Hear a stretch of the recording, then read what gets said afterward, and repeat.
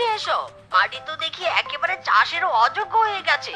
মাটির সব রস কর শুকিয়ে একেবারে করকরা হয়ে গেছে। সব দোষ এই শালা সূর্য মামার। মাইরি, এই শালা তোর এত আলো কেন রে? কমা তোর আলো, কমা তোর তাপ কমা বলছি। আরে কি করছিস কি বেটা শিয়াল, থাম বলছি, থাম, মারিস না।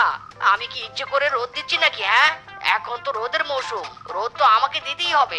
না না, এত রোদ চাই না আমি। দেখ তোর রোদের তাপে আমার জমি চুপসে একেবারে কাঠপোড়া হয়ে গেছে। যতক্ষণ রোদের তাপ কমাবি না ততক্ষণ আমি ঢিল দিতেই থাকবো। মাইরি বদমাইশ শিয়াল, আমার কাজে বাধা দিবি? তবে রে দাঁড়া, গরম কাকে বলে আজ তোকে বুঝিয়ে দিব।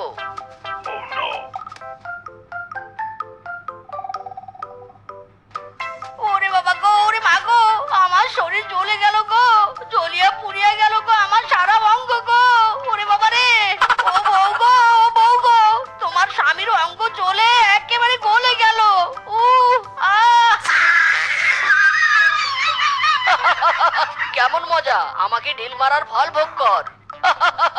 না, যাই এবার ওদিকটাই তাপ দেই।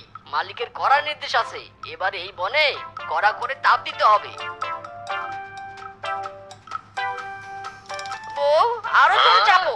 মাইরি, আমার শরীর যে জ্বলে যাচ্ছে। উফ উফ। আরে চাপছি তো।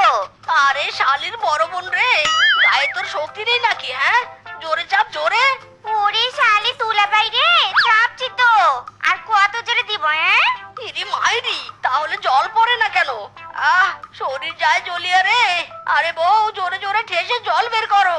জোরে চাপবো তাই তো, তারা চাপছি।